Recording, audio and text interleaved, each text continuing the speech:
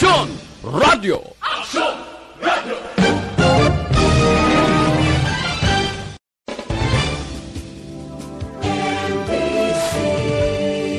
Manila Broadcasting Company. Aksyon Reports, second portion. Ikalidad, kag madalong ng mga analisis sa pinakainit na balita sa bilog na probensya kag nasyon. Aksyon Reports, second portion. Patas kag balanse na komentaryo sa mga issues kag mga balita nga nag-aapekto sa mga pumuluyo sa adlaw-adlaw nga tanan. Aksyon Reports, second portion. Upod sa veterano kag respetado nga komentarista, Aksyon Fred Salanga. Aksyon Radio. Sa ngalan ni Aksyon na Fred Salanga, ako naman Aksyon Art Tayhopon checking in. Daw ari ay ang isa sa mga balita nga daw iniya sigurado ni kon PDP laban ko si Wingka at least sa parabuton nga eleksyon by next year nami kang matamis ang ihom mo sini. Aksyon Radio. No less than the president, naghambal dito sa mga miyembro niya sa Iligan City the other day sa mga nagsumpa nga taga-PDP laban.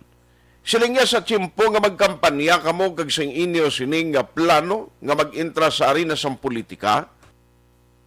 Makadto ako mismo ka mangampanya sa tiyempo sang campaign period. Ang pinaka-the best action hen sa ginambali din ni President Digong, hatagan ta kamo sinako nga kwarta. Aksyon Radio.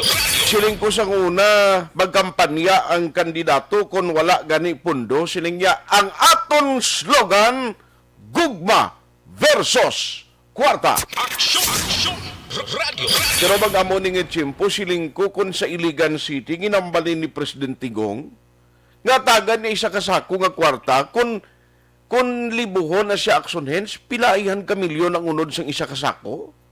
Can you imagine? No?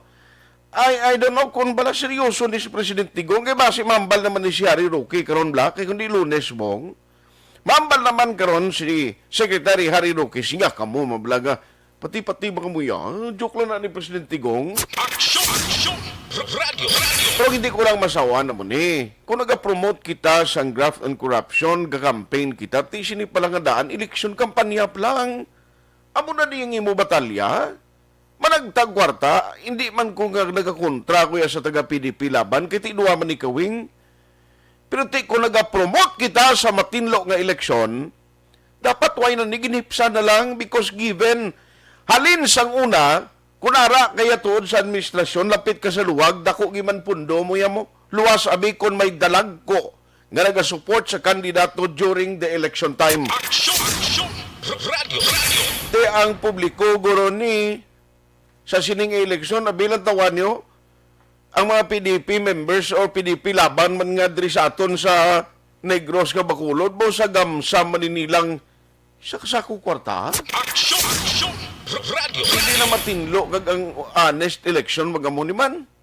Sorry why ko nagakontra da kung sino da nga PDP laban, no? Kung sino man kamo da, why ko labot da. Galing kay nga aton diri mo ni. Damo na daan ang nagreklamo kapin pampirding ng politiko. And every election, gareklamo ang kandidatong ginayaan. Ang sumungya ho, sino ni President Tigong para mapadayon ta, why gid question, actually, yung sinakong kwarta, hindi na makasalbar si mo kung why pulos ang serbisyo mo. Aksyon Radio.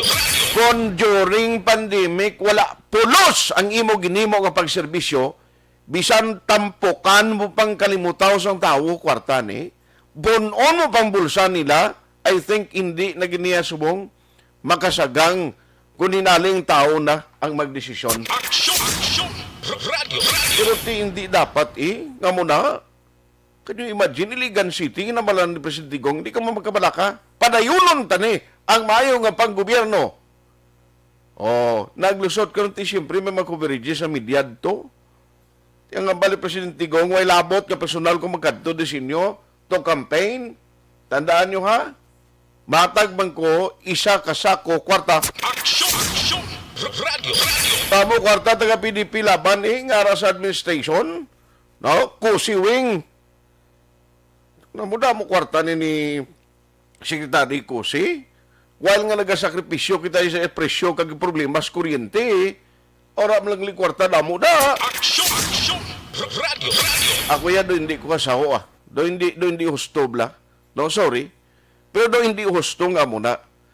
Kay kung lahog man lang o kung matuoron ini sa presidente sa maabot nga May election sa 2022, sigurado preparar ka mo kay malinupad gid ang lini mo. Aksyon! Radio! Las 6:44.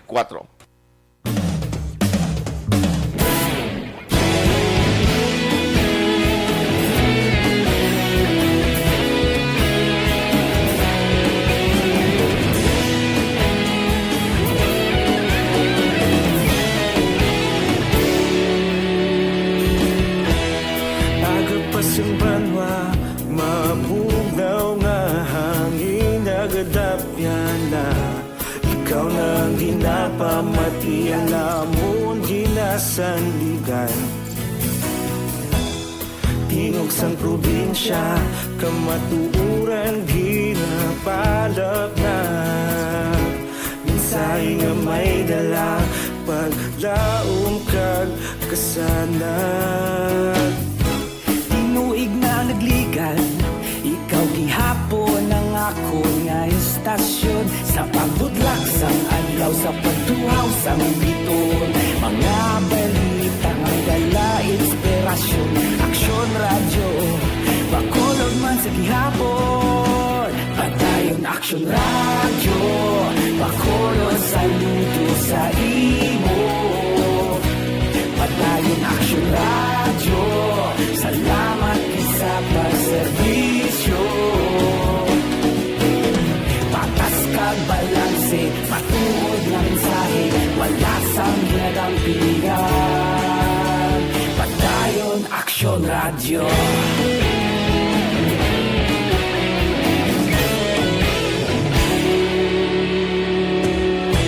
Pagkulunod kag negrosanon, inyong pamatian.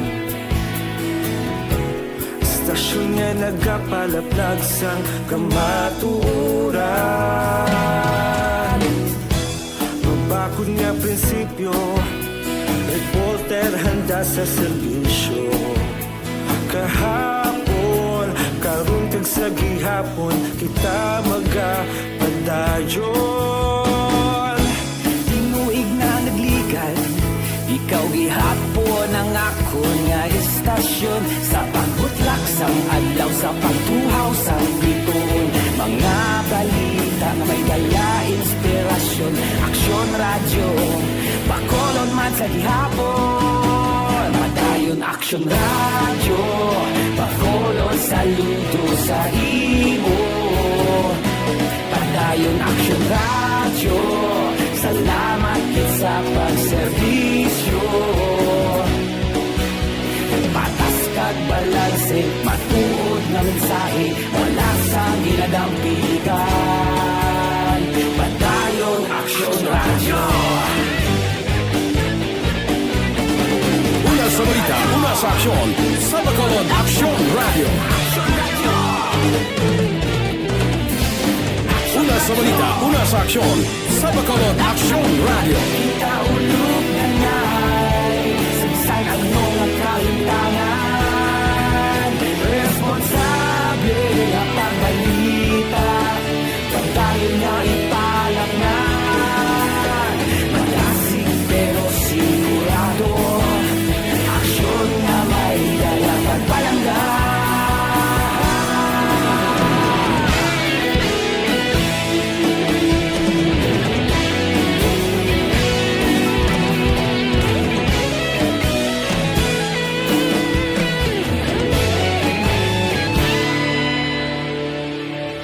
Padayon aksyon radyo, bakolod saludo sa imo. Padayon aksyon radyo, salamat gid sa pagserbisyo. Padayon aksyon radyo, bakolod saludo sa imo. Padayon aksyon radyo,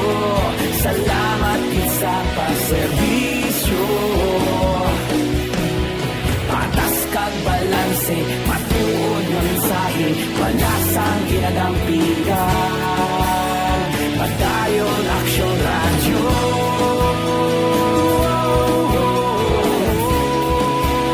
Padayon Aksyon Radio.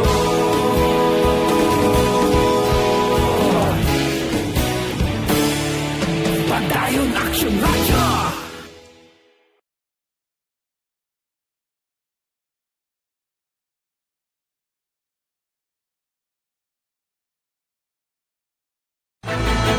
Do not just throw away questions and statements. Kasma ng aton sining nga Facebook page pagiya sa Aksyon Radio.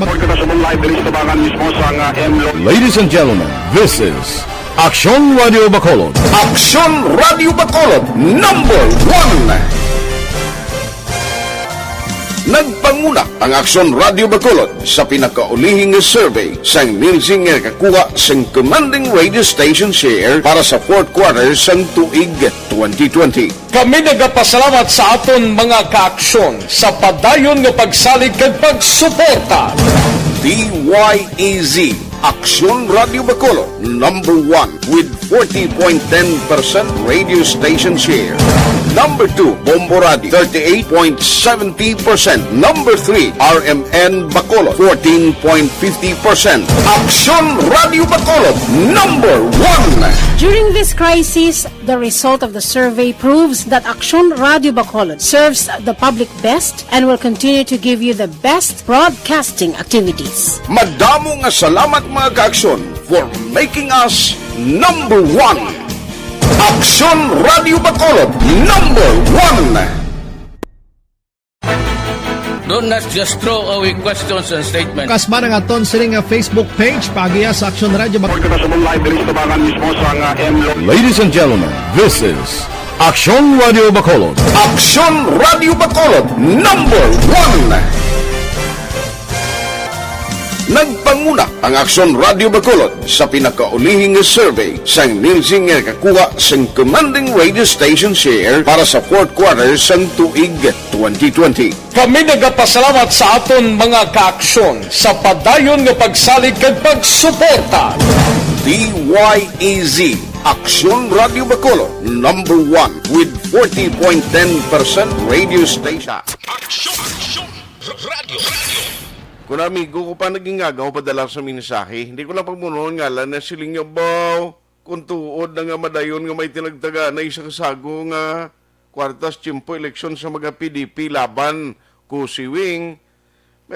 Damog li politiko siling nga perdi sa eleksyon kon hinalian, ganan siya no, o kon daog sa komisyon. Aksyon Radio. Masunod naton nga topiko, amo ini ang parte sa ginpapanaog nga executive order ni Mayor Bing Lunadia. Atensyon sa tanan kay Ariho, ang plano diri sang syudad amo ang pagpatuman sang measures sa pagsaulog sang undas o kon All Souls Day kag All Saints Day. Now, amatabo nga kon ang probinsya una nga nagpagwasigov sang EO nga ti siradaan o kon magasira ang mga sementeryo sa bilog nga Negros Occidental during the activities. Ang syudad sa Bacolod, tandaan nyo niya, syudad sa Bacolod, iapat kikadlaw, October 30 to November, tung sarado ang tanan nga mga sementeryo. Aksyon Radio.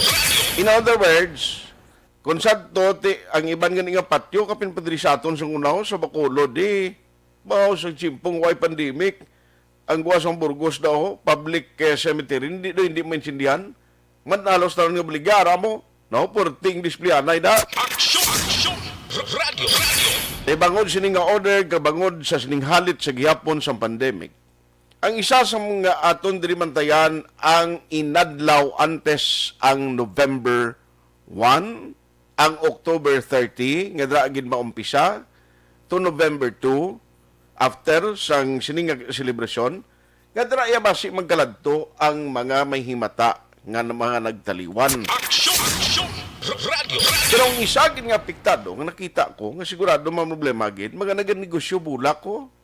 Naganegosyo bulak, naganegosyo sang kunano padira, kandila, tinano ni pagnegosyo nyo sa tiyon sang sining celebration kay Di gani pwede, sirado gani mga sementeryo. Aksyon! Aksyon! Radio! At the end of the day, ang kwentro tadi si COVID-19, no? Pero nakita naman nato ng Bacolod City ng double digit, oh. Kabay pa magpadayon ini, 86 balak kita kapon, o ti galing, bangod nga gusto sang syudad nang maproteksyonan nga wayas ang gathering, kay base ang muning tulaan sang Laton-Laton Festival, tiyan mo ni ang resulta, Executive Order number 50, waay anay, hindi anay pagbuksan ang tanan nga mga sementeryo. Okay na, no? Kay para naman na sa aton proteksyon tanan, pero kabay pa, no? Sa mga inadlaw antes ini, bantayan tang patyo, kay basi dira magdugok ang tao habaw, mabudlay na sa alas 6:55. Aksyon! Aksyon! Radio!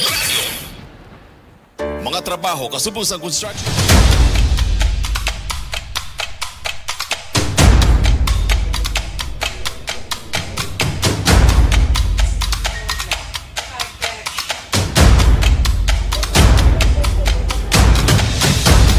Isa kadako nga pagpanghangkat sa kabuhi sang kada persona ang ipabilin ang iya panindugan sa kabuhi.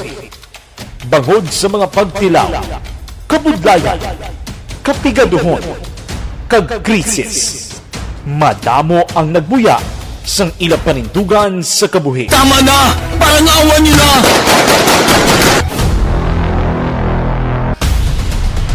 Apang ang DYEZ Aksyon Radio Bacolod sa sulod na sang 52 katuig, padayon nga komitido sa panindugan nga mag-alagad.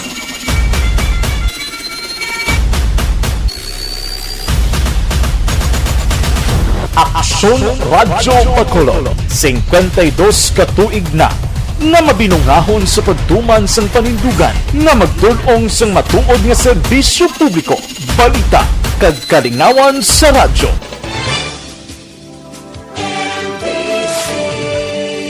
Manila Broadcasting Company.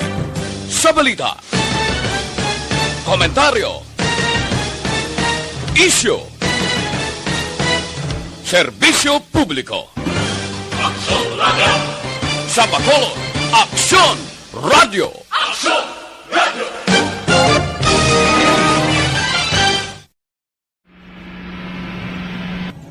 Sa aton mga tagpalamati, liwat naman kami magadulong sa inyo sa mga Sa sulod sang 5 kadekada, humalin sa tuig nga naangkon sang pungsod ang hirwayan gikan sa kamot sa mga mapigos nga nasyon. Kita sa gihapon ang nagaugyon, kahapon subong kag sa palaabuton.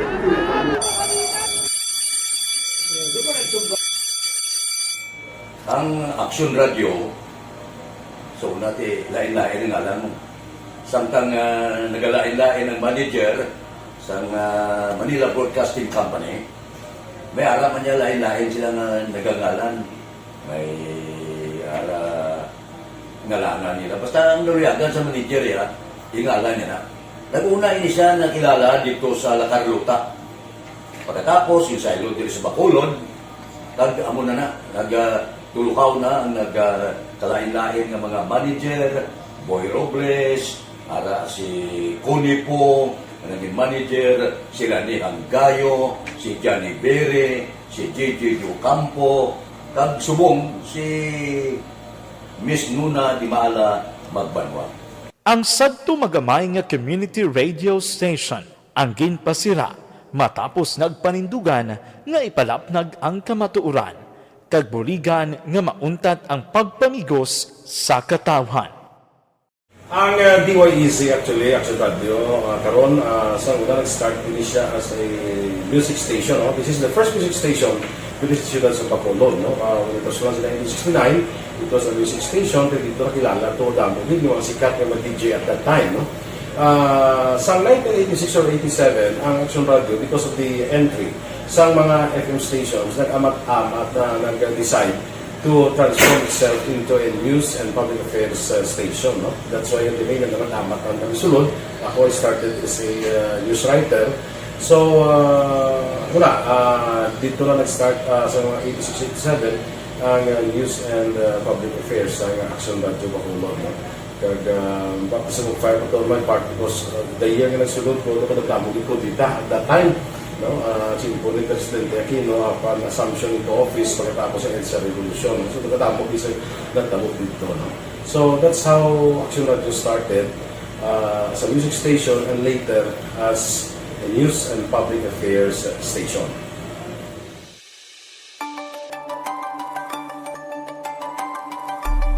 Sa sulod na sang 52 ka tuig, nagapabilin nga komitido ang Aksyon Radio Bacolod nga tumanon ang mga pasalig sa publiko nga maghatag sa mga balita nga may basihan, matuod nga impormasyon, komentaryo nga wala sang ginadampigan. Lapnagon nga serbisyo publiko kag patas nga talakayan sa kahanginan.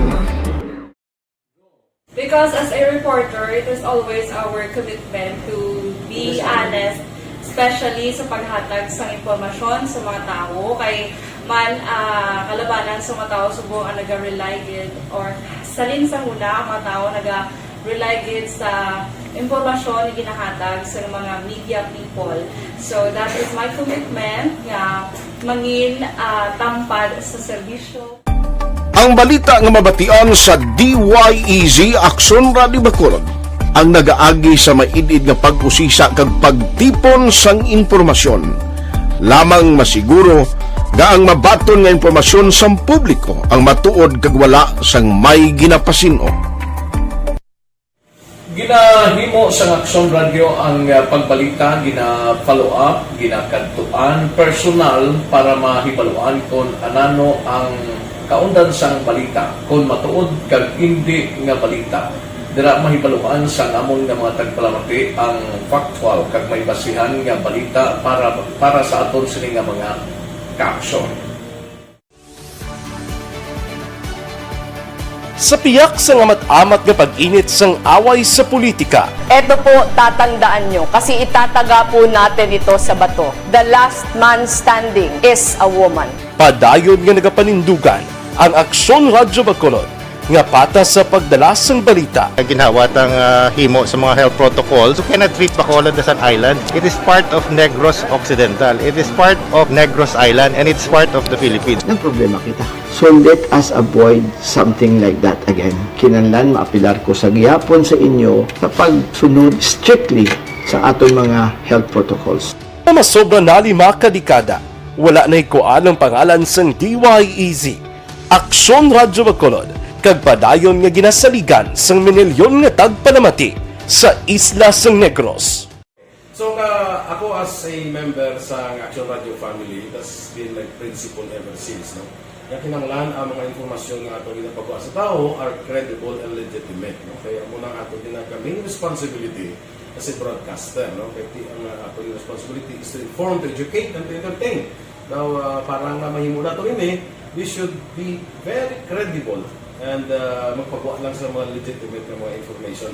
That is why ang Aksyon Radio ever since nag-aaway kasi sila tawag ng fake news lang because we want to give credible information, truthful information sa aton nga mga listeners. So that is our commitment sa aton nga mga listeners nga we will serve you in the most credible manner kag pinaka-legitimate nga mga information nga kinahanglan ninyo sa inyo sining adlaw-adlaw nga pamumuhay. No? So, kami dire sa Aksyon Radio, that is our commitment to give you, to inform, to educate you, and to entertain you sa among sining masaragan. Ang pagdulong sang informasyon isa ka commitment para sa aton sining mga tagpalamati ang matutuod nga balita. Kay kung hindi matuod nga balita, wala man sang dapat nga balita. Dapat ang balita gid nga para gid sa Aksyon sa Bacolod, Aksyon Radio. Aksyon Radio!